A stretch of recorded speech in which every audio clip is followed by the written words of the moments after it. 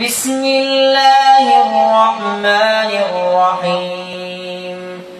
محمد رسول الله والذين معه أشداء على الكفار رحماء بينهم تراهم ركعا سجدا يبتغون فضلا من الله ورضوانا سيماهم في وجوههم من أثر السجود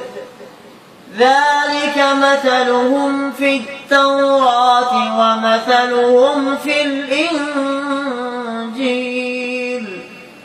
كزرع أخرج شطأه فآزره فاستغلظ فاستوى على سوقه يعجب الزراع ليغيظ بهم